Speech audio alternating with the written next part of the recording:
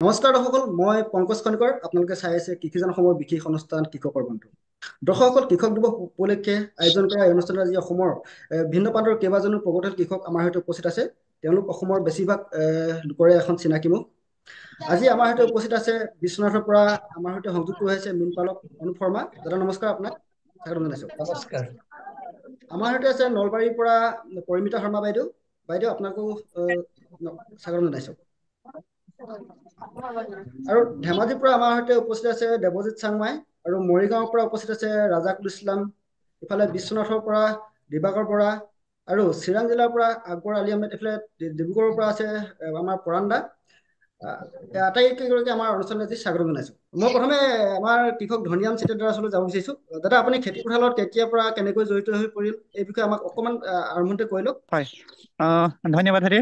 মোৰ সদ্যহতে আজিৰ পৰা প্ৰায় 17 বছৰ মানে সময় হ'ল, কিন্তু 2013 চনৰ পৰা এই বুহিডিঙৰ পাৰত, যিহেতু ইয়াত কিছুমান মানুহে মাটিবিলাক কেপচাৰ কৰি ৰাখিছিলে, কিন্তু খেতি হয়। বাতি নকৰে নদী ভয়ত।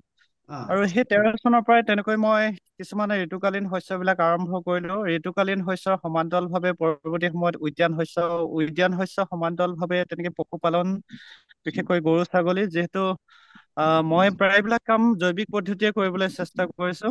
সেই গতিকে লৈ পশুপালনটো যিহেতু জৈৱিক কৃষি কৰ্ম কৰিবলৈ হলে অত্যন্ত জৰুৰী হয়। তেনেকুৱা ধৰণে এতিয়া মই বিভিন্ন ধৰণৰ তেনেকে ঋতুকালীন শস্য সমান্তৰালভাৱে উদ্যান শস্য, যিহেতু প্ৰায় সামাজিক মাধ্যমৰ জৰিয়তে বহুজনে দেখি আছে বা দৃষ্টিগোচৰ হৈ আছে। উদ্যান শস্যৰ ভিতৰত কুঁহিয়া, কল, নাৰিকল, তামোল, আম, বগৰী, লিচু এনেকুৱা ধৰণৰ উপৰিও আৰু কিছুমান তেনেকুৱা দীৰ্ঘম্যাদী কিছু মূল্যবান গছ-গছনি, মেহগনি, চন্দন এনেকুৱা ধৰণৰ ৰোপণ কৰিবলৈ চেষ্টা কৰা হৈছে। এইখিনি আৰু মোৰ সৰু এটা প্ৰচেষ্টা, যিটো মৌ পালনো কৰিবলৈ চেষ্টা কৰিছিলো, কিন্তু দুৰ্ভাগ্যবশতঃ এইবাৰ হঠাতে কিছুমান ডাঙৰ পানী হোৱাৰ কাৰণে মই সেইখিনি ধৰি ৰাখিব নোৱাৰিলো। তাৰপিছতে মাছ পালনৰ লগতো সৰু সুৰাকৈ জড়িত হবলৈ চেষ্টা কৰিছিলো, কিন্তু সেইটো দুৰ্ভাগ্যবশতঃ বহুতখিনি প্ৰত্যাহ্বানৰ সন্মুখীন হোৱা হেতুকে মই তেনেকে এতিয়া অলপ এৰাই চলাৰ দৰে হৈছে আৰু। দাদা, লগতে আপোনাক আৰু এটা কথা আপোনাক সুধি দিওঁ। মানে হয়। আপুনি আমাৰ বহু কৃষকে খেতি কৰে, কিন্তু সামাজিক মাধ্যম আপোনাৰ দৰে সক্ৰিয় নহয়।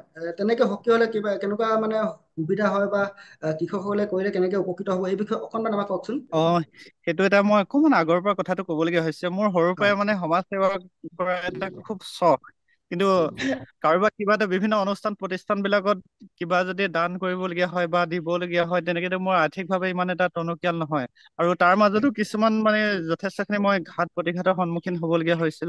যিখিনি ঘাত প্ৰতিঘাতে নেকি আজি মোক এই পথলে নমালে বুলি ক'ব লাগিব।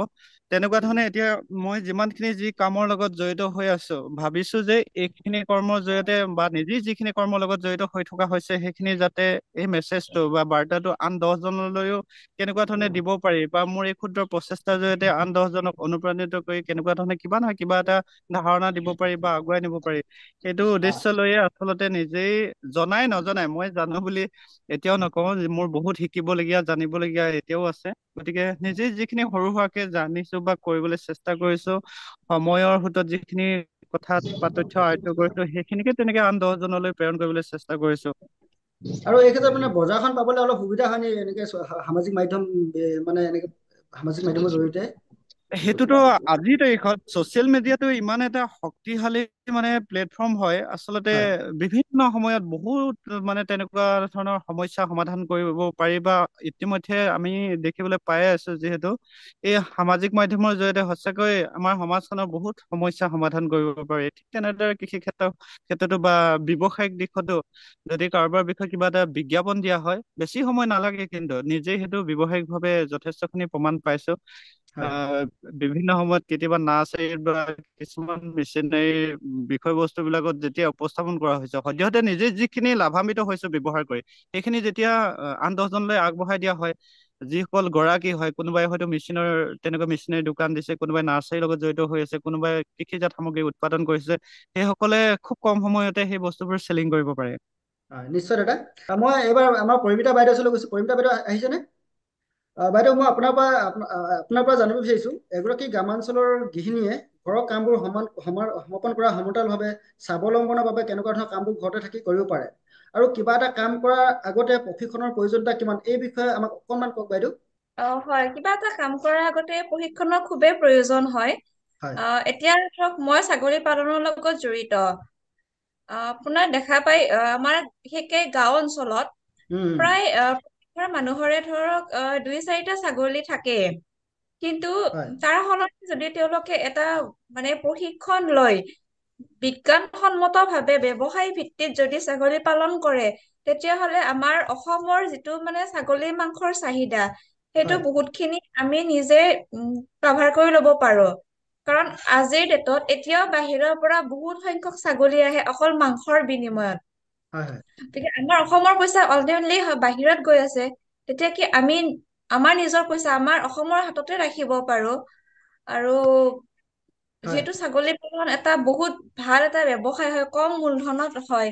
উম সেইটো উম কাম বহুতে আগবাঢ়িব পাৰে। হয় বহুত বেছি সময়ৰ প্ৰয়োজনো নহয়। উম আৰু বহুত কম সময় দি কিনে এটা ভাল ব্যৱসায় এটা কৰিব পাৰে ছাগলী পালনটো। হয় হয় ছাগলী পালনৰ উপৰিও অন্য কিছুমান কাম কৰিব পাৰি নে? মানে আপুনি যিহেতু আপুনি ছাগলী পালন কৰিছে, গতিকে আৰু অন্য যিসকল গৃহিণী আছে তেওঁলোকে ঘৰতে থাকি কিছুমান কওক এই বিষয়ে অকমান। হয়, পাৰে। আজিকালি তাঁতশালৰ যিটো আমাৰ বোৱা কাপোৰৰ চাহিদাটো বহুত বাঢ়ি গৈছে। হয় গামোচাৰ পৰাই হওক বা ধৰক চাদৰ মেখেলাই হয়। উম আমাৰ ঘৰতে মই আৰু আমাৰ ঘৰৰে মাহী এগৰাকী মিলি আমি শালৰ এটা ইণ্ডাষ্ট্ৰি এটাও চলাই আছো। হয় আমি গামোচা হওক, উম চাদৰ মেখেলা তেনেকুৱা কাপোৰ বৈ আছো, সেইটোও তাৰে লগতে কৰি আছো। সেইটো কৰিব পাৰে, ধৰক টেইলৰিং কৰিব পাৰে, হাঁহ কুকুৰা পালন কৰিব পাৰে। আজিকালি দেখা যায় প্ৰায় সংখ্যক মানুহে তেনেকে কৰি আছে। হয় ঘৰতে থাকি ঘৰৰ কাম বন কৰি কিনে ছাগলী পালন, তাঁতশাল, চিলাই, তেনেকুৱা ধৰণৰ কাম বিলাক অতি সহজে কৰিব পাৰে।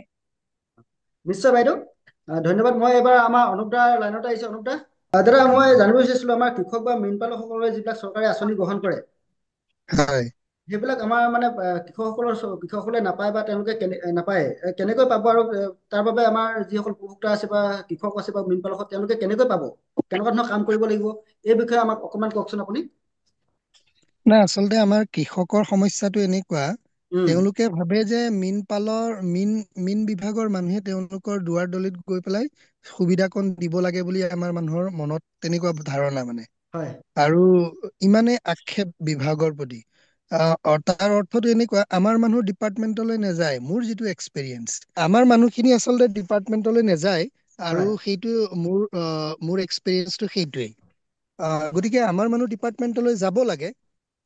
গলেহে তেওঁলোকে মানে এই সুবিধা যিখিনি ডিপাৰ্টমেন্টৰ যিখিনি আছে, তেওঁলোকে উম আঁচনিবোৰ দিব পাৰিব। কাৰণ চৰকাৰৰ বহুত আঁচনি থাকে, কিন্তু আমাৰ মানুহে আচলতে নেযায়, যিহেতু ঘৰৰ পৰা ওলাই নাযায়, গতিকে উম সুবিধাবোৰ নাপায়। আৰু ডিপাৰ্টমেন্টৰ আস্থাভাজন বা প্ৰিয়ভাজন হবলৈ চেষ্টা কৰিব লাগিব। সেইটো আস্থাভাজন বা প্ৰিয়ভাজন হবলৈ হলে আপুনি নিজে কাম কৰিব লাগিব। আপুনি যদি কাম কৰে, তেতিয়া ডিপাৰ্টমেন্টৰ মানুহেওতো ভাবিব। কাৰণ চৰকাৰী যেতিয়া আঁচনি আহে, ডিপাৰ্টমেন্টৰ মুৰব্বীজনেও ভাবিব লাগিব, তেওঁ দিয়া স্কিমটো যাতে মানে গুৱাহাটী বা তেনেকুৱা সৰ্বোচ্চ বিভাগত যাতে তাৰ পৰ্যালোচনা হয়, বা তেওঁ তাৰ পৰা স্বীকৃতি কিবা এটা পায়। গতিকে বিভাগৰ বা ডিষ্ট্ৰিক্টৰ যিজন মুৰব্বীজনে সেইটো বিচাৰে যে ভাল কৃষকক সেই যিকোনো এটা আঁচনি যদি দিব পাৰে, তেওঁলোকেও ভাল পায়। গতিকে হয়, কিছুমান ডিপাৰ্টমেন্টৰ যিসকল যেনেকৈ ডিষ্ট্ৰিক্ট ফিচাৰী অফিচাৰ আছে, তেওঁলোকে পইচাও খায় দেই। মই শুনা পাওঁ, মানে মুকলিকে কৈছো কথাবোৰ। হয় তেওঁলোকে পইচা ডিমাণ্ডো কৰে, কিছুমান তেনেকুৱা অফিচাৰো পাওঁ আমি।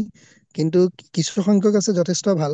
গতিকে মোৰ এটাই কথা যে, আমি যদি ভালকে কাম কৰো, ভালকে কাম কৰা মানুহসকলৰ যিসকল কৃষক আছে, তেওঁলোকে আৰু বিভাগৰ লগত এটা যোগাযোগ সদায় থাকিব লাগিব। নিজে নৰম হৈ পেলাই নজনা কথা শিকিব লাগিব। আৰু বিভাগৰ যিখিনি বিভাগীয় বিষয়াসকল আছে, তেওঁলোকে বহুত কথা জানেতো, নহয় জানো? আমাতকৈ বেছিকে জানে, কাৰণ তেওঁলোকে সেই বিষয়ত 5 বছৰ 10 বছৰ পঢ়ি আহিছে, PhD কৰি আহিছে, বা এটা এক্সপোজাৰ পাইছে। গতিকে বিভাগৰ লগত এটা ভাল ৰিলেশ্যন যদি আমি ৰাখিব পাৰো, উম তদুপৰি যিখিনি হয় চৰকাৰী আপডেটবোৰ কৃষক কিন্তু নিজে আপডেট হ'ব লাগে। যে এতিয়া যেনিবা national horticulture mission for example, um national horticulture মিছননো কি, নহয় জানো? সেইটো জানিব লাগিব। সেই মতে আপুনি যদি হৰ্টিকালচাৰ বা উদ্যান শস্যৰ লগত আপুনি জড়িত, তেতিয়া তেনেকৈ বিভাগক গৈ আপুনি লগ কৰিব লাগিব, নিজে কাম কৰিছে সেইখিনি কাম পৰিদৰ্শন কৰিবলৈ মাতক, এবাৰ যাওক, দুবাৰ যাওক, তিনিবাৰ যাওক। মই মোৰ ক্ষেত্ৰত তেনেকৈ কৰিলো। মই 17 চনত আৰম্ভ কৰা পুখুৰী, কিন্তু হয় আমাৰ পুখুৰীলৈ 17 চনত আৰম্ভ কৰি মই কেৱল 19 চনতহে নে 20 চনতহে মই ফেচবুকৰ পাতত লিখিছো যে মই আজি 100 বিঘাৰ পুখুৰী কৰিছো বুলি। অ', তো আচলতে মানুহে 2 বিঘা 1 বিঘা অকমান খেতি কৰিয়ে ফেচবুকত জহাই ফুৰে, সেইটো কৰিব নালাগে। যদি আপুনি ইন ৰিয়েল চেন্সত যদি আপুনি কাম কৰে, বিভাগৰ মানুহ নিজে আহিব, আহি পেলাই আপোনাক উৎসাহ প্ৰদান কৰে। মোৰ ক্ষেত্ৰত কিন্তু তেনেকুৱা হ'ল। দাদা আমি বহু সময়ত মানে আমাৰ আমি দেখিবলৈ পাওঁ মানে চৰকাৰে কিছুমান আঁচনি গ্ৰহণ কৰে, আঁচনিবিলাকে আচলতে হয়। কৃষকসকলৰ প্ৰকৃতপক্ষে মংগল মানে মংগল নহয়। আৰু মই আপোনাৰ পৰা জানিব বিচাৰিছো কেনেকুৱা ধৰণৰ কিছুমান আঁচনি গ্ৰহণ কৰিব লাগে যিবিলাকে মানে কৃষকসকলক প্ৰকৃততে মানে উপকৃত কৰিব। হয়, আচলতে দুটা কথা থাকে। যিবোৰ নেচনেল লেভেলৰ স্কিম থাকে, হয় সেইবোৰ আচলতে দিল্লী লেভেলতে তেওঁলোকে স্কিমবোৰ ফাইনেল কৰে। উম উম, তেওঁলোকে ষ্টেটৰ লগত বিশেষ কনচাল্ট নকৰে, বা যদিও কৰে হয় সৌজন্যতাৰ খাতিৰত ষ্টেটৰ লগত কনচাল্ট কৰে। আৰু ষ্টেটত যিসকল বহি থাকে মুৰব্বীসকল, তেওঁলোকে সেই AC ৰুমত বহি পেলাই প্লানিং কৰা টাইপৰ হয়। সকলো তেনেকুৱা নহয় দেই, গৰিষ্ঠ উম সংখ্যক তেনেকুৱা হয়। সেইকাৰণে আপুনি চাব, মীন পালনত যদি মই কওঁ, এতিয়া অসমত কেজ কালচাৰ সজাত, এই আপোনাৰ প্লাষ্টিকৰ সজাত মাছ পালন কৰে। সেইটো হয় হয় বাহিৰৰ ৰাজ্যত খুব মানে পপুলাৰ হৈছে। এতিয়া ছত্তীশগড়ৰ যদি আপুনি ইকনমিটো যদি চাই, কেজ কালচাৰৰ কাৰণে সাংঘাতিক ধৰণে ভাল হৈছে। কিন্তু অ অসমৰ জলবায়ুত, অসমৰ নিচিনা বানপানী হোৱা অঞ্চলত য'ত এনেকুৱা পানীৰ সোঁত হয়, ইয়াত কেজ স্থাপন কৰাটো ভুল। কিন্তু এতিয়া মই জনাত আমাৰ অসমত প্ৰায় 80,000 কেজ গভৰ্ণমেণ্ট অফ ইণ্ডিয়াই এলট কৰিছিলে, যে আপোনালোকৰ টাৰ্গেটটো হৈছে 80,000 কেজ, আপোনালোকে ইনষ্টল কৰক। এতিয়া কেজ কালচাৰ কৰিবৰ কাৰণে বিভাগে, কাৰণ এতিয়া ষ্টেটে সেইখিনিতো পালেই, গতিকে এতিয়া কোনো বেনিফিচিয়াৰী ওলোৱা নাই। গতিকে হয় সেই বস্তুটো তেনেকৈ পৰি আছে। উম কিন্তু উম সেই বস্তুটো যদি বেলেগ বন্ধ পানী থকা যিখিনি ডাঙৰ ডাঙৰ ষ্টেটৰ যিখিনি আমাৰ ৰিজাৰ্ভাৰ আছে, তাত জলাশয় যদি বা কেজ পুখুৰী আছে হয় কালচাৰ কৰা যায়, তেতিয়া খুব ভাল হয় মানে। গতিকে সেই স্কিমবোৰ আচলতে পাব্লিক চেন্ট্ৰিক হ'ব লাগে। পাব্লিক চেন্ট্ৰিক ইন দ্য চেন্স, আপোনাৰ সঁচাকে ইন ৰিয়েল চেন্সত কৃষকৰ লাভ হোৱাকে তেনেকুৱা হয় স্কিমবোৰ আমাৰ ইয়াত বনাব পাৰিব লাগিব। আৰু আমাৰ বিষয়াসকল বহু ক্ষেত্ৰত ক্ষেত্ৰভিত্তিক অধ্যয়ন নকৰে বা কৃষকৰ তালৈ নাযায়। উম গতিকে উম, কৃষকে সন্মুখীন হোৱা প্ৰব্লেমবোৰ তেওঁলোকে বিশেষ পৰিলক্ষিত নহয়। হয় তেনেকুৱা সকলো নহয়, বহুত ভাল মানুহ আছে তাৰ মাজত। যেনেকৈ যদি মীন পালনত যদি মই কওঁ, এতিয়া হেচাৰী বা মাছৰ পোনা উৎপাদন কেন্দ্ৰৰ কাৰণে 20 লাখ 22 লাখ টকাৰ তেনেকুৱা চেংচন থাকে। কিন্তু মানুহজন তেওঁ হেচাৰী কেনেকৈ উৎপাদন কৰিব, কেনেকৈ কোৱালিটি পোনা উৎপাদন কৰিবৰ কাৰণে ধৰক কেনেকুৱা ধৰণৰ বৈজ্ঞানিক ভিত্তি তেওঁ অৱলম্বন কৰিব লাগিব, তাৰ বিষয়ে মই ভাবো সেই স্কিমৰ লগতে এটা ট্ৰেইনিং কম্পনেন্টটো থাকিব লাগে। যদি এতিয়া আমাৰ বহুতৰে এতিয়া বায়'ফ্লকে হওক বা আপোনাৰ RAS চিষ্টেমে হওক, হয় এইবিলাকৰ বিভিন্ন আঁচনি আছে। বা ইভেন মাছৰ দানা বনোৱা উদ্যোগটোৰ কাৰণেও মীন উম বিভাগৰ উম, যথেষ্ট আঁচনি আছে। হয় হয় কিন্তু এতিয়া হৈছে কি, মই জনাত অসমত প্ৰায় 50টা মান তেনেকুৱা ফিড মিল চেংচন হৈ গৈছে। চেংচন হৈ পেলাই অলৰেডি কনষ্ট্ৰাকচনো হ'ল। কিন্তু সেইখিনি এতিয়া ধোঁৱা চাঙত পৰি আছে, কাৰণ তেওঁলোকে নাজানে, যিসকলে বেনিফিচিয়াৰী আছে, যিসকলে দানাটো বনাবৰ কাৰণে স্কিমটো লৈছে, তেওঁলোকে নাজানে যে কিবোৰ বস্তু মেটেৰিয়েল তেওঁলোকে চাব লাগে, বা কেনেকুৱা ধৰণৰ বস্তুৰে কম খৰচত তেওঁলোকে দানা বনাব পাৰে, তাৰ ওপৰত প্ৰশিক্ষণ নাই। গতিকে মই ভাবো প্ৰতিটো স্কিমৰ লগতে এটা প্ৰশিক্ষণৰ এটা পাৰ্ট, হয় 10% অফ দ্য টোটেল বাজেট ধৰক, তেওঁৰ স্কিমটো যেনিবা 1 লাখ টকাৰ, কিন্তু তাৰে 10,000 টকা যাতে তেওঁ প্ৰশিক্ষণ গ্ৰহণ কৰিব পাৰে চৰকাৰে, তাৰ কাৰণে ব্যৱস্থা যদি কৰে, সেইটো মোৰ মতে ফাংচনেল হ'ব। অ নিশ্চয় দাদা, ধন্যবাদ। এইবাৰ আমি যাব বিচাৰো দিবাকৰৰ পৰা, তেওঁ বিশ্বনাথৰ ঘৰ। মই দিবাকৰ দা, মই দিবাকৰ দাৰ বিষয়ে কৈ লম। তেওঁলোকে 6জন যুৱক লগ হৈ তেওঁলোকে প্ৰায় 30 বিঘন মাটিত বিশ্বনাথ জিলাত তেওঁলোকে খেতি কৰি আছে। আৰু মই এতিয়া দাদাৰ পৰা জানিব বিচাৰিছো, আপোনালোকে কেনেকৈ 6জন যুৱক লগ হৈ খেতি কৰি আছে, আৰু আমাৰ যি গ্ৰামাঞ্চলত বহুত এনেকুৱা যুৱক আছে, তেওঁলোকে কেনেকৈ আপোনালোকৰ দৰে কাম কৰিব, এই বিষয়ে আমাক অকণমান কওক। 2019 চনত যেতিয়া লকডাউন হৈছিল, সেই সময়তে আমাৰ দোকানৰ ওচৰত আড্ডাত বহি থাকোতে আমাৰ যোনটো চনে পৰা মাটি আছিলে, হয় প্ৰায় 40 বিঘা ৰাইজৰ মাটি আছিলে। সেইটো উম খেতি কৰা নাছিলে মানে কোনো। প্ৰায় চনে পৰি আছিল, জংঘল হৈ আছিল। তাকে আমি ভাবিলো গোটেই কেইজনে মিলি যে খেতি কৰো। তেনেকে লৈ আৰম্ভ হৈছিল, আৰু এই 12জনে প্ৰথম খুলিছিলো। তাৰ পিছৰ পৰা লাহে লাহে দুজন এজনকে নাইকিয়া হৈ আমি এতিয়া লাষ্টত 5-6জন আছো। হয় হয়, হ'ব। আমাৰ ইয়াতো মানে তেনেকুৱা এতিয়া কোনো ল'ৰা মানে মাটি খালী কৰি থকা নাই। আমাকে দেখি বহুতে ওলাই আহিছে আৰু কৰিছে। কোনো হয় ল'ৰাই আজিলৈকে এতিয়ালৈকে মানে কোনো মাটি পেলাই থোৱা নাই। আমি এতিয়া বিচাৰি আছো মাটি, আৰু বেলেগত কিন্তু পোৱা নাই। চবেই নিজৰ নিজৰ মাটি লৈ খেতি আৰম্ভ কৰিছে। আমাকে দেখি কৰিছে, সেইকাৰণে ভাল লাগিছে আমাৰ নিজৰ। নিশ্চয় দাদা, এবাৰ আমি যাব বিচাৰিছো আমাৰ ৰাজাকুল দা আছে। ৰাজাকুল দা, মই আপুনি যিটো আপোনাৰ যিটো ফিজবালে এপ আছে, উম, সেই এপটোৰ বিষয়ে আমাৰ অকমান কওক, আৰু লগতে কওক যে আমাৰ যিসকল কৃষক আছে তেওঁলোকে যি ফচল উৎপাদন কৰে তেওঁলোকৰ ক্ষেত্ৰত এই এপডালে যিটো ফিজবালে এপটোৰে তেনেকুৱা মানে এপছে কিবা কামত আহিব নেকি? এই বিষয়ে আমাক অকমান কওকচোন। আহ হয়, প্ৰথমতে মই ধন্যবাদ জনাব বিচাৰিছো পংকজ খনিকৰ আৰু কৃষি জাগৰণ অসমলৈ ইমান ধুনীয়া এটা প্ৰগ্ৰাম অৰ্গেনাইজ কৰি আমাৰ অসমৰ যিসকল আমাৰ অসমৰ ভাল ভাল ফাৰ্মাৰ্ছ আছে তেওঁলোকক একেটা প্লেটফৰ্ম দি যাতে এইটো আলোচনা চক্ৰৰ পৰা আমাৰ ফাৰ্মাৰৰ লাভ হয় সেয়া আয়োজন কৰাৰ বাবে, আৰু হয় সকলোলৈ কৃষক দিৱসৰ শুভেচ্ছা জ্ঞাপন কৰিছো। হয় এতিয়া মই আহো এপলৈ। এতিয়া যিটো যুগ আহিছে আমাৰ, আমিতো বহুত পিছ পৰি আছো। ক'ব গ'লে ইণ্ডিয়া টেকনলজিৰ ক্ষেত্ৰত অন্যান্য ৰাষ্ট্ৰসমূহতকে, জাপান আমেৰিকা সেইবিলাক যদি চোৱা যায়, সেইবিলাকতকে ইণ্ডিয়া বহুত পিছ পৰি আছে। আৰু ইণ্ডিয়াৰ ভিতৰত যদি আমি চাওঁ, হায়দৰাবাদ, চেন্নাই, তামিলনাডু, অন্ধ্ৰপ্ৰদেশ সেইবিলাকতকে অসম, স্পেচিয়েলি নৰ্থ ইষ্ট বহুত পিছ পৰি আছে। তো আহ, আমাৰ অসমত মাছৰ প্ৰডাকশ্যন বহুতখিনি হৈ আছে। যোৱা কেইবা বছৰেও অনুপ দাৰ নিচিনা ফাৰ্মাৰ আছে, আমাৰ দেৱজিৎ বৰ্মন আছে, তেওঁলোকৰ নিচিনা ভাল ভাল ফাৰ্মাৰে যথেষ্টখিনি মাছৰ প্ৰডাকশ্যন কৰিছে। আৰু সেই প্ৰডাকশ্যন কৰা মাছবোৰ অসমত বিভিন্ন বজাৰত উপলব্ধ হৈছে যদিও অসমৰ যিখিনি প্ৰডাকশ্যনৰ চাহিদা, যিখিনি অসমৰ ৰিকুৱাৰমেণ্ট আছে, কনজাম্পশ্যন ৰিকুৱাৰমেণ্ট, সেইখিনি আমি অসমৰ ফাৰ্মাৰসকলে ফুলফিল কৰিব পৰা নাই এতিয়ালৈকে। হয় যাৰ বাবে আন্ধ্ৰা হয় আৰু ৱেষ্ট বেংগলৰ পৰা মাছ অসমত এতিয়াও সোমায়ে আছে। যিদিনাখন আমি চেল্ফ চাফিচিয়েণ্ট হ'ব অসমত প্ৰডাকশ্যন, সেইদিনাখনে আন্ধ্ৰা আৰু ৱেষ্ট বেংগলৰ মাছখিনি বন্ধ হ'ব। হয় হয় এতিয়া অসমত যে এইখিনি প্ৰডাকশ্যন কৰিব পৰা নাই, তাৰ কেইবাটাও কাৰণ আছে। আহ এক নম্বৰ ৰিজন হৈছে অসমত আমি কোৱালিটি যিটো পোনা হয়, মাছৰ পোনা উপলব্ধ নহয়। আমি সেই পোনা আনিব লাগে ৱেষ্ট বেংগল, বাংলাদেশ, অন্ধ্ৰপ্ৰদেশ, ভুৱনেশ্বৰ সেইবিলাক জেগাৰ পৰা। এতিয়া অসমৰ যদি এজন লোকেল ফাৰ্মাৰে, আপুনি যদি চাই তিনচুকীয়াৰ যদি এজন পুখুৰী থকা মানুহ আছে, তেওঁ যেতিয়া পোনাটো ৱেষ্ট বেংগলৰ পৰা আনিব লগা হয়, যদি তেওঁৰ 1 বিঘা 2 বিঘা 10 বিঘালৈকে পুখুৰী থাকে, তেওঁ সাহস নকৰে, কাৰণ খৰচটো হয় বহুত বেছি হৈ যায়। উম যাৰ কাৰণে পোনাটো আনি তেওঁ লাভ কৰিব নোৱাৰে। হয় বা তেওঁক যদি কোনোবা মিডিল মেনে আনিও দিয়ে, তেওঁ সেই জেগাৰ পোনাটোৰ দামটো নাজানিব।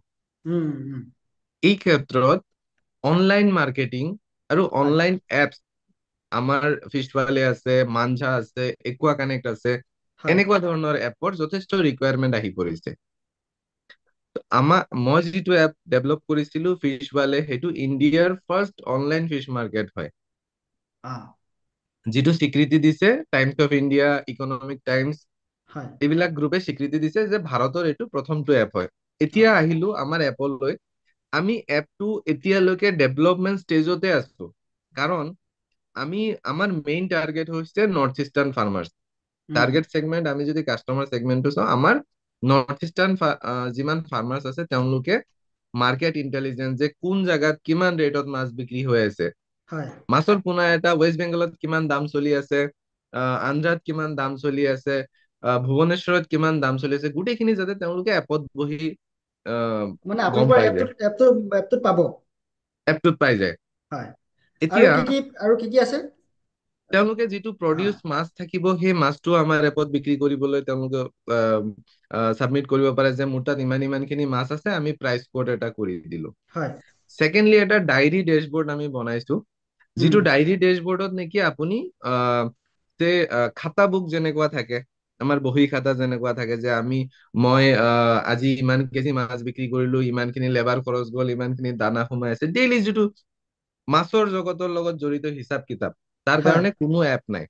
তো তাতে আমি সেই ডায়েৰী ডেছবৰ্ডটো আমি বনাই দিছো যাতে ফাৰ্মাৰে তাতে তেওঁলোকৰ ডেইলি হিচাপ কিতাপ খিনি ৰাখিব পাৰে।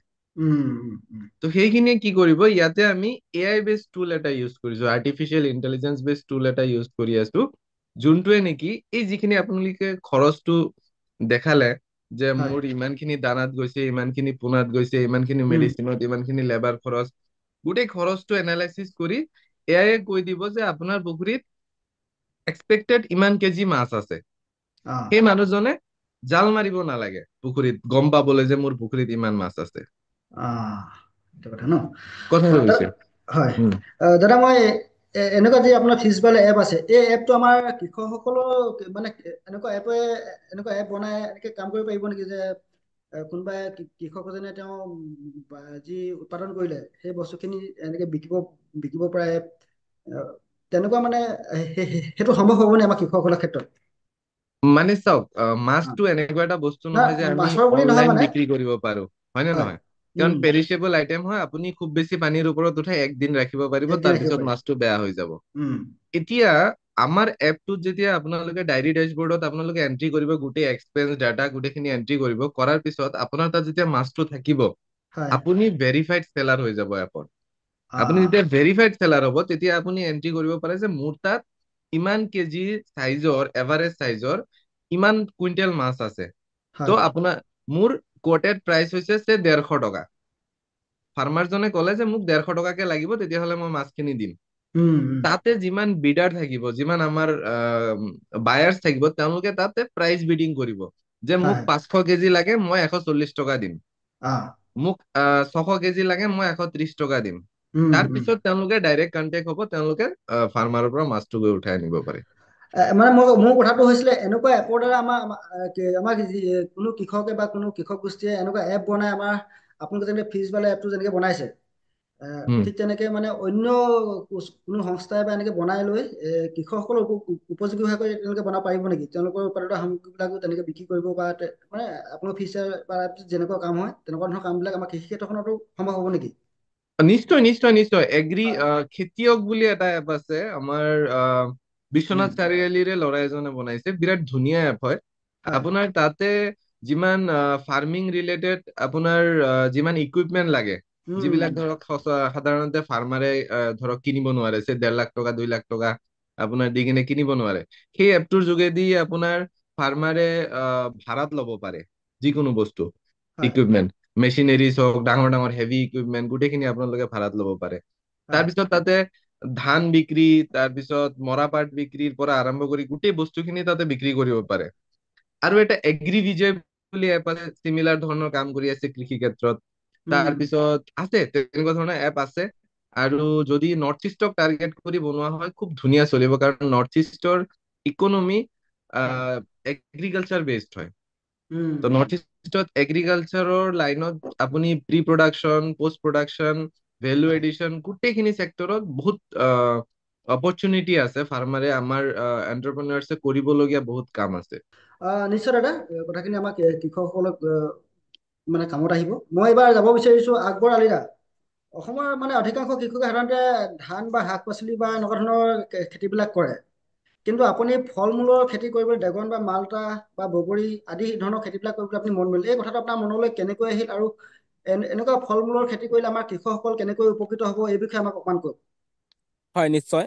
উম, তাৰমানে দাদা, আপুনি যিটো প্ৰশ্ন কৰিলে, সেইটো হয় প্ৰশ্ন যেতিয়া মই ফাৰ্ষ্ট আৰম্ভ কৰিছিলো, তেতিয়াই আমি সেইটো প্ৰশ্নৰ সন্মুখীন হৈয়ে আৰম্ভ কৰিছিলো। আমি যিমানখিনি ফল মূল ৱেষ্ট বেংগলে বা বাহিৰৰ পৰা আমি লৈ আহো নৰ্থ ইষ্টলৈ, অসমলৈ, আমাৰ তাতে অসমৰ যিমানখিনি হাজাৰ হাজাৰ কোটি টকা মানুহে লুটি লৈ গৈ আছে। হয় তো আমাৰ এটা ভুল ধাৰণা আছে, আমাৰ অসমৰ মানুহ মূৰৰ ভিতৰত সোমাই দিছে যে আমাৰ ইয়াতে কমলা টেঙা নহব, আমাৰ ইয়াতে মৌচম্বী নহব, আমাৰ ইয়াতে ড্ৰাগন নহব, আমাৰ ইয়াতে মালটা নহব, আমাৰ ইয়াতে মানে হাই ভেলু ক্ৰপ যিবিলাক আছে সেইবিলাক নহব। তো আমি এতিয়া মানে সেইবিলাক কৰি চাকচেছ কৰাই পেলাই দেখাই আছো মানুহক। আৰু হয় এইখিনি মানে যিমানখিনি মানুহে ধান, পাত, মৰাপাট যিমানখিনি বস্তু কৰি আছে, মই নিশ্চয় মানুহক ভাবো, আৰু আমাৰ অসমৰ যিমানখিনি যুৱচামে এনেই মানে কাম কৰি আছে হৰ্টিকালচাৰৰ লগত বা এগ্ৰিকালচাৰৰ লগত, হয় সবকে মই আহ্বান জনাও, আপোনালোকে আৰম্ভ কৰক। আমাৰ বৃহৎ এটা বজাৰ আছে, সেইখিনি বজাৰ আমি অলৰেডি দখল কৰিব পাৰিম। আমি যদি তাৰ যদি 30% দখল কৰিব পাৰো, তো আমি নিশ্চয় আমাৰ অসমৰ পইচা অসমতে থাকিব। আৰু হয় আমাৰ অসমৰ মাটি ইমান সাৰুৱা মাটি, আৰু আমাৰ সেইখিনি মাটি যদি আমি এইখিনি ফল মূল খেতি কৰিব পাৰো, তো আমি নিশ্চয় বহুতখিনি মানুহক মানে আমি নিজে স্বাৱলম্বী হ'ব পাৰিম, আৰু আনকো লগত লৈ স্বাৱলম্বী হ'ব পাৰিম। তো হয় সেইকাৰণে মই ভাবিছো বজাৰৰ কোনো অভাৱ নাই আমাৰ অসমত। যিমানখিনি উম চাহিদা আছে, যদি মানুহে ড্ৰাগন কৰে বা মৌচুম্বী কৰে, আমি যেনেকৈ কৰি আছো হৰ্টিকালচাৰত। আৰু হয় আজিকালি হৰ্টিকালচাৰত আমাৰ বহুত মানে এগ্ৰিকালচাৰ ডিপাৰ্টমেণ্টে হওক বা কেবিকে হওক আমাক বহুত হেল্প কৰি আছে। উম উম তো আমি যদি এইখিনি কৰিব পাৰো, আমাৰ মানে বেলেগ মানে ফচলৰ পৰা এইখিনিত পৰে 3-4 গুণ মানে প্ৰফিটৰ হাৰটো বহুত বেছি। হয় হয়, সেইকাৰণে মই ভাবো যে যদি কোনোবাই প্ৰশিক্ষণ লৈ পেলাইও যদি খেতি কৰে, মই যেনেকুৱা ফাৰ্ষ্ট যেতিয়া আৰম্ভ কৰিছিলো 2017 চনত, মই যতে মানে মই অলপ খবৰ পাইছো, তাতে আমি গৈছো, যে আমি তাতে যাই পেলাই চাই আহো কেনেকৈ কৰি আছে সিহঁতে।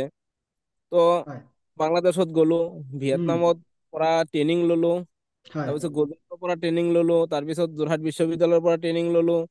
তো আজি মই ভালেখিনি এটা মানে আপোনালোকৰ দোৱা আশীৰ্বাদত, সিমান ডাঙৰ নহয় যদিও মানে এটা লাইনত আহিবলৈ পাৰিছো, সেইটো চবৰে এটা আশীৰ্বাদৰ হয় জৰিয়তে।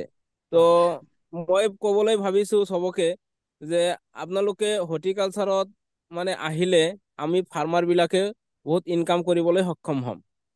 উম নিশ্চয় দাদা, ধন্যবাদ। এইবাৰ আমি আমাৰ পৰাণ বল্লভ বাৰুৱে দাদা চলে আহিছো। দাদা আপুনি ফুলৰ খেতিৰ কথা বিষয়ে অলপ কওক আমাক, বাকীখিনি বাৰু হয়, হয় সেই ফুলৰ খেতি ধৰক মই বিশেষকৈ এই আমাৰ ইয়াত ডিব্ৰুগড় ডিষ্ট্ৰিক্টত 2017 চনত হৰ্টিকালচাৰ শ্ব' হৈছিলে, ইণ্টাৰনেশ্যনেল হৰ্টিকালচাৰ শ্ব'। তেতিয়া আমাৰ কৃষি বিশ্ববিদ্যালয় আমাৰ এটা ষ্টল লগাইছিলে চৌকিডিঙিত। আৰু হয় ইণ্টাৰনেশ্যনেল যিটো শ্ব' হৈছিলে, তাত যিমানখিনি ফুল হয় মই যোগান ধৰিছিলো। আহ তেওঁলোকে আমাৰ ফুলৰ আমাৰ অসমত ফুলৰ বজাৰখন কেনেকুৱা, পায়নে? বজাৰখন আছেনে? হয়, বজাৰখন বহুত ডাঙৰ বজাৰ, কিন্তু হয় ইয়াৰ বজাৰখন এনেকুৱা, বাহিৰৰ পৰা কিছুমান মানে ফুল অনা হয়, বিশেষকৈ কলিকতা বা বেংগালোৰৰ পৰা ফুল আহে। উম কিন্তু ইয়াৰ যিখিনি দোকানী আছে, হয় তেওঁলোকে আমাৰ পৰা ফুলবোৰ নলয়। মই আহ, ৰজনীগন্ধা, মেৰিগোল্ড হয় এইবোৰ খেতি বহল কৰো। কিন্তু যোৱা বছৰ মই 2 বিঘা মান মেৰিগোল্ড কৰিছিলো। নিশ্চয় দাদা, আমি আপোনাৰ লগত ফুলৰ খেতি সন্দৰ্ভত পৰৱৰ্তী সময়ত পুনৰ কথা পাতিম। দেৱজিৎ, আপোনাৰ পৰা জানিব পাৰিছো, আমাৰ এতিয়া যিহেতু জনসংখ্যা বাঢ়ি আহিছে আৰু মানুহৰ মাটি মানে খেতি পথাৰৰ সংখ্যাটো মানে পৰিমাণটো দিনে দিনে কমি আহিছে। এতিয়া আপোনাৰ পৰা আমি জানিব বিচাৰিছো, কম ঠাইত কেনেকৈ আমাৰ কৃষকসকলে খেতি কৰি মানে লাভান্বিত হ'ব, সেই বিষয়টো সন্দৰ্ভত আমাক অকণমান কওক। হয়, সকলোকে নমস্কাৰ জনাইছো। আজি কৃষক দিৱসৰ উপলক্ষে ইয়াত এই মঞ্চত লগ পোৱা প্ৰত্যেকজন কৃষক বন্ধুক মই আন্তৰিক শ্ৰদ্ধা জনাইছো। খুব এটা গুৰুত্বপূৰ্ণ প্ৰশ্ন মোক উত্থাপন কৰিছে, যে কম মাটিত কেনেধৰণে আমি খেতিটো কৰি লাভান্বিত হ'ব পাৰিম। হয়, আপুনি কেনেকে কৰিছে সেই বিষয়ে আমাক অকণমান কওক। হয়, মই কম মাটিত খেতি কৰিছো, পলি হাউচত খেতি কৰিছো, আৰু আন চিজনে খেতি কৰি বজাৰলৈ উলিয়াই লৈ গৈছো। আহ, মানে কি, হয় ছিজনত যদি এজন কৃষকে যদি ছিজনত খেতি কৰে, বস্তুৰ মূল্য কম পাব, আৰু আন ছিজনত যদি খেতি কৰি বজাৰলৈ লৈ যায়, তেতিয়াহ'লে হয় মূল্য এইটো ছিজনতকৈ 2 গুণ বা 3 গুণ বেছি পাব। মানে আপুনি আৰু তাৰোপৰি আপোনাৰ নাৰ্চাৰীৰ জৰিয়তে কম ঠাইৰে মানে এটা ভাল উৎপাদন কৰিব পাৰি নহয়, আপুনি নাৰ্চাৰী কৰি আছে। হয়, মানে কি, আমি খেতিটো কৰি যিমান প্ৰফিট পাওঁ, নাৰ্চাৰীত হয় তাতকৈ বেছি প্ৰফিট পাব পৰা এটা সুবিধা আছে। আহ, গতিকে মোৰ যিহেতু কম মাটি, মোৰ উম, বেছি মাটি নাই, কম মাটিখিনিতে মই ইণ্ডিকেটেড ফাৰ্মিং চিষ্টেমলৈ লৈ আনিছো, নাৰ্চাৰী লৈ আনিছো, আৰু হয় ফিচাৰী আনি গোটেই বস্তুখিনি সংযুক্ত কৰি হয় ইণ্ডিকেটেড চিষ্টেমত আনি নাৰ্চাৰীত মানে বেছি প্ৰফিট পাব পাৰে কৃষকসকলে। উম উম উম যদি নাৰ্চাৰীত আনে, ধৰক মই এতিয়া মোৰ বিশেষ খেতি হৈছে মোৰ ধানৰ প্ৰমাণিত বীজ উৎপাদন কৰা। আহ, আৰু আমাৰ অসমত ভোট জলকীয়া খেতিটো খুব এটা ভাল চাহিদা আছে। হয় আমাৰ অসমৰ বিভিন্ন জিলাৰ কৃষকসকলে ভোট জলকীয়া খেতিটো কৰি থাকে। আৰু এই মই ভোট জলকীয়া খেতিটো কৰাৰ উপৰিও ভোট জলকীয়াৰ খেতিটো মই ব্যৱসায় ভিত্তিত নকৰোঁ। ভোট জলকীয়া খেতিটো মই চিডৰ কাৰণে কৰোঁ। আৰু চিডৰ কাৰণে চিডটো প্ৰডাকশ্যন কৰি পুলি হিচাপে মানে কৃষকসকলক খুব এটা উন্নত মানৰ পুলি হয় কৃষকসকলক যোগান ধৰোঁ। আহ, যিহেতু এটা পুলিৰ পৰা এটকাকৈ যদি 2 টকাকৈ যদি পাওঁ, 1 লাখটা পুলি বিকিলে 2 লাখ টকা খুব কম সময়ৰ ভিতৰতে এজন কৃষকে আৰ্জন কৰি ল'ব পাৰে। উম, মোৰ কনচেপ্টটো এইটো, খুব কম মাটিত হয় কম পইচা ইনভেষ্ট কৰি অধিক উৎপাদন কৰিব পাৰিব লাগিব, তেতিয়া আমি কৃষি ক্ষেত্ৰখনত মানে উপকৃত হ'ব পাৰিম। হয় নিশ্চয় ধন্যবাদ। আমি শেষত আৰু অনুপ দা আৰু ধনিৰাম দাৰ পৰা দুটামান কথা সুধি আপোনাৰ অনুষ্ঠানটো সামৰিম। ধনিৰাম দা, আপুনি আছেনে? দাদা, হেৰি, আপুনি যিহেতু জৈৱিকভাৱে খেতি কৰি আছে, হয়। জৈৱিক খেতি কিয় কৰিব লাগে, বা জৈৱিক খেতি কৰিলে কেনেকৈ লাভান্বিত হ'ব আমাৰ কৃষকসকল, বা বজাৰখন কেনেকৈ হ'ব, এই বিষয়ে আমাক অকণমান কওকচোন দাদা।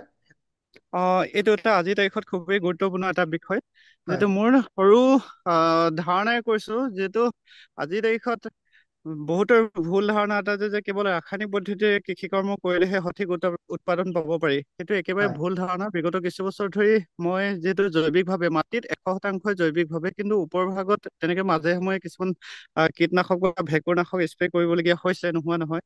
হয় কিন্তু তথাপিও মই মাটিত যেনেকুৱা ধৰণে জৈৱিকভাৱে সম্পূৰ্ণ কৰিছো, খুব ধুনীয়া উৎপাদন পাবলৈ সক্ষম হৈছো। আৰু জৈৱিক খেতি বুলি ক'লে, বা জৈৱিক যিবিলাক উৎপাদিত সামগ্ৰী, সেইখিনিতো আজিৰ তাৰিখত মানুহে কেনেকুৱা ধৰণে এখন বজাৰ আঁকোৱালি লৈছে, সেই বিষয়ে আমি সকলোৱে জ্ঞাত হয়। কিন্তু ধাৰণাটোহে আমাৰ ভুল ধাৰণা, যে উম, জৈৱিকভাৱে আমি সঠিক উৎপাদন নহওঁ। আৰু জৈৱিকভাৱে কৃষি কৰ্ম কৰা কথাটো এনেকুৱা ধৰণৰ, যিহেতু আমি বিভিন্ন সময়ত, বা আমাৰ কৃষকসকলে ৰাসায়নিক পদ্ধতিৰে কৃষি কৰ্ম কৰাৰ ফলস্বৰূপে আমাৰ জৈৱ বৈচিত্ৰ্যৰ প্ৰতি বিভিন্ন ধৰণে ভাবুকি আহি পৰিছে। হয় ৰাসায়নিকভাৱে কৃষি কৰ্ম কৰাৰ ফলস্বৰূপে পানী ভাগত যিখিনি মাছ কাছ আছে, সেইখিনি দিনক দিনে নাইকিয়া হৈ গৈছে। আৰু বিশেষকৈ আমাৰ উজনি তিনিচুকীয়া ডিষ্ট্ৰিক্টতো আগতে এৰী পলু বা মুগা পলু মানুহে পালন কৰিছিলে, আৰু এতিয়া উম, ৰাসায়নিকভাৱে কৃষি কৰ্ম কৰাৰ ফলস্বৰূপে সেইবোৰ মানে ইতিহাস হৈ পৰিলে। আৰু এতিয়া তেনেকুৱা ধৰণে আৰু মানুহৰ স্বাস্থ্যৰ প্ৰতিটো ভাবুকি আহেই। গতিকে বিভিন্ন ধৰণে ৰাসায়নিকভাৱে কৃষি কৰ্ম কৰাৰ ফলস্বৰূপে তেনেকুৱা ধৰণৰ কিছুমান পৰিণাম দেখিবলৈ পাই আহিছো, বা ভৱিষ্যতে আৰু ভয়ংকৰ হৈ উঠিব। আৰু সেই উদ্দেশ্য লক্ষ্য ৰাখি মোৰ এটা সৰু প্ৰচেষ্টা, সেইটো কাৰণে জৈৱিকভাৱে কৰিবলৈ চেষ্টা কৰিছো। ভৱিষ্যতে চাওঁ যাতে মই হয় তলে ওপৰে, মাটিত আৰু ওপৰ ভাগতো 100% জৈৱিকভাৱে কৰিব পাৰো। আৰু বজাৰ কথাটো যিহেতু ক'লোৱেই, উম, খুব এখন ধুনীয়া বজাৰ আছে জৈৱিকভাৱে কৰিব পাৰিলে। হয় হয় নিশ্চয় ধন্যবাদ। এবাৰ আমি হয় অনুপ দাৰ পৰা এটা কথা জানিব বিচাৰো শেষত। অনুপ দা, মানে আমাৰ এতিয়া নিবনুৱা সমস্যা বহুত এটা ডাঙৰ সমস্যা হৈ পৰিছে অসমত। হয় এই নিবনুৱা সমস্যাটোৰ কাৰণে কেনেকুৱা ধৰণৰ সম্ভাৱনা লুকাই আছে আমাৰ কৃষি খণ্ডত, বা মীন খণ্ডত, বা পশুপালন খণ্ডত, এই বিষয়ে অকমান আমাক কওক। হয়, আচলতে নিবনুৱা সমস্যাটো অসমত থাকিবই নালাগিছিল। অসমত উম, যেনেকুৱা ঠাই ন, য'ত 6 মাহ বৰষুণ হয়, হয় অন্ধ্ৰপ্ৰদেশত মানুহে পানী কিনি পেলাই মাছ পালন কৰে, তেনেকুৱা উম, চিটুৱেশ্যন আছে। গতিকে আমি যে আমাৰ দুৰ্ভাগ্য, আমাৰ পলিচি মেকাৰ বিলাকৰ, যে হয় আমি এতিয়া নিবনুৱা সমস্যাৰ কাৰণে ককবকাই আছো। যদি মই কেৱল মীন খণ্ডৰ কথাই কওঁ, আপুনি জানি আচৰিত হ'ব, অসমত 1 লাখ হেক্টৰ মাটি বিল পানীৰে আগুৰি আছে, বিল আছে। হয় হয় সেই বিল বিলাকৰ প্ৰডাকশ্যন অলমষ্ট নায়েই। এই থলুৱা পুঠি খলিহনা কিবা কিবি মাছ পাইছে, সেইবিলাকক যদি বিজ্ঞানসন্মত ভাৱে যদি মাছ পালন কৰিবলৈ ইভেন প্ৰাইভেট পাৰ্টিকো যদি গভৰ্ণমেণ্টে দিয়ে, মই কথাটো কৈছো, তাত উম, কিমান আপুনি প্ৰডাকশ্যন কৰিব পাৰে, আপুনি জাষ্ট ইমাজিন কৰক। হয় বাকীটো আমাৰ যিমান পুখুৰী আছে, সেইখিনিয়েটো আমাৰ অকমান আগতে ৰাজাকুলে ক'লে যে আমাৰ যে অসমত মাছৰ ইমানেই চাহিদা, অন্ধ্ৰপ্ৰদেশত যিটো ৰৌ মাছ 100 টকাত বিক্ৰী হয় জীয়াই জীয়াই, আমাৰ হয় ইয়াত যদি আপুনি নলবাৰী বজাৰে বা ধেমাজি, বা আপুনি উজনিত বা ডিব্ৰুগড় তিনচুকীয়ালৈকে যায়, 300 উম, টকা কেজি 1 কেজি ৰৌ মাছৰ। আপুনি চিন্তা কৰক, 300 টকা কেজি ৰৌ মাছ কিয় হবলৈ পাইছে? তাৰমানে উৎপাদন নাই, নহয় জানো? হয় বজাৰত যেতিয়া ফুলকবি প্ৰথমতে ওলাই 100 টকা কেজি হয়, পিছৰ শেষলৈ 10 টকা কেজি হয়, তাৰ অৰ্থটো উম, হৈছে কি আমাৰ ইয়াত বৈ নদী নাই হোৱা, সেইকাৰণে 300 টকা কেজি। গোটেই 12 মাহে চাব, 1 কেজি চাইজৰ ৰৌ খুচুৰা বেপাৰীয়ে 300 টকাৰ ওপৰতে বিক্ৰী কৰে। গতিকে আমাৰ ইয়াত উৎপাদন নাই, মানে প্ৰডাকশ্যন বহুত কম। গতিকে হয় বহুত আছে আৰু প্ৰডাকশ্যন কৰিব লাগে, আৰু প্ৰডাকশ্যন কৰিবলৈ হলে আমাৰ মানুহখিনি আগবাঢ়ি আহিব লাগে। যিখিনি আগবাঢ়ি আহিছে, সেইখিনি একেবাৰে এপাচি শাকত জলকীয়া এটা হোৱা নিচিনা হৈ আছে। গতিকে উৎপাদন কৰিব লাগে, ল'ৰাবোৰ আহিব লাগে, আগবাঢ়ি আহিব লাগে। বজাৰৰ কাৰণে অসমত মই ভাবো কোনো প্ৰব্লেম হোৱা নাই। গোটেই বজাৰখন অসমত এতিয়াও, মই 300 টকাৰ কেজিত আপুনি ৰৌ মাছ, মই যেনেকৈ উদাহৰণ দিলো, তেনেকুৱা হয় চিটুৱেশ্যন হৈ আছে। আজি নগাঁৱত মোৰ মানে বিভিন্ন মীন পালক আছে, জয়নাল বুলি এজন ভাইটি এজন আছে। হয় হয় তেওঁ হয় এতিয়া তেওঁ 3 কেজি ওজনৰ বাহু বাহু মাছ মাছ ভকুৱা মাছ বাহু 400 টকা কেজিত বিক্ৰী কৰি আছে। তাৰ অৰ্থটো কি? উৎপাদন নাই। গতিকে আমি যদি উৎপাদন কৰিব পাৰো, এইবিলাক চব থিয়ৰি চব খেলি মেলি হৈ যাব, মানে নিবনুৱা সমস্যা। মানুহৰ হাতত টকাই টকা হ'ব। উৎপাদন কৰিব পাৰিলে গোটেই নৰ্থ ইষ্টৰ 2 কোটি বাকীখিনি ৰাজ্যত যিখিনি পপুলেশ্যন আছে হয় অসমক এৰি পেলাই, এই গোটেই ৰাজ্যত আমি বেপাৰ কৰিব পাৰো, বাহিৰলৈ পঠাবই নালাগে ন। আৰু তদুপৰি বাকী আমাৰ বাকী কৃষিৰ লগত আছে। এতিয়া যেনেকৈ মাছে হওক বা মুৰ্গীয়ে হওক বা যিখিনি দানা বনাই আছে, তাৰ হয় কাৰণে যথেষ্ট পৰিমাণৰ মাকৈৰ প্ৰয়োজন হয়। গতিকে মানুহে ধান খেতিৰ পিছত মাকৈ খেতি কৰিবলৈ লৈছে, ন' ডাউট। কিন্তু হয় অসমত হয়তো সেইখিনি ৰিইউটিলাইজ কৰিছে। ধানৰ পিছত 1 বা 2% মাটিহে ইউজ হৈছে। ষ্টিল 98% মাটি এতিয়াও অব্যৱহৃত হৈ আছে। হয় যদি আমি সেইখিনিও ব্যৱহাৰ কৰিব পাৰো, মাকৈটো বিভিন্ন কামত ব্যৱহাৰ হয়। মাছৰ বা পশুপালনৰ দানাৰ বাহিৰে মানুহৰ কাৰণেও মাকৈ ব্যৱহাৰ হয়। গতিকে সেইবিলাক আছে, আমাৰ মানুহে নকৰে। That is the problem. আৰু সেই বস্তুটো এদিন বা দুদিনতে সম্ভৱ হৈ নুঠে। আজি ধনীৰাম চেতিয়াই ইমান ধুনীয়া কাম কৰি আছে, আমাৰ বাইদেউ গৰাকীয়ে কাম কৰিছে, নলবাৰী বাইদেউ হয় গৰাকীয়ে। পৰিণীতা তাৰপিছত বাইদেউ বা হয়, এওঁলোকে বা আমাৰ দীপাংকৰ বৰাই বিশ্বনাথ চাৰিআলিত যিখিনি কৰিছে হয় হয় কুমলীয়া ফালে, গতিকে অ তেওঁলোকক দেখি পেলাই মানুহ লাহে লাহে আগবাঢ়িব। আৰু আমাৰ অসমীয়া মানুহখিনি সাধাৰণতে কি হয়, আমি ইমান সোনকালে আগবাঢ়ি নাযাও মানে ন। গতিকে বহুত কম মানুহ ওলাই আহে। কিন্তু আপুনি চাওক পংকজ, আপুনি লাষ্ট 5 বছৰৰ পৰিক্ৰমাটো এটা চাওকচোন, হয় কিমান হয় নতুন বহুতখিনি পৰিৱৰ্তন হৈছে হয় দাদা পৰিৱৰ্তন আহিছে। It's a good thing.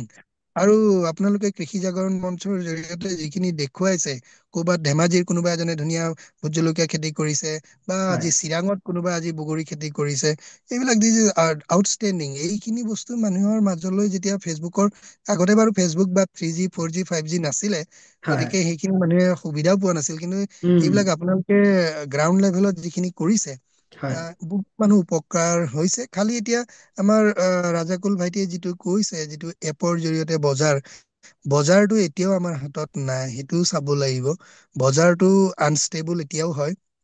তাৰ কাৰণে পলিচি মেকাৰ সকলক আমি কেনেকৈ শীতলীকৰণ ঘৰ বা কোল্ড ষ্টৰেজ টাইপৰ নহয়, হয় হয় এনেকুৱা বস্তু ইনফ্ৰাষ্ট্ৰাকচাৰ লাগিব। ইনফ্ৰাষ্ট্ৰাকচাৰ নহলে খেতি কৰিও লাভ নাই।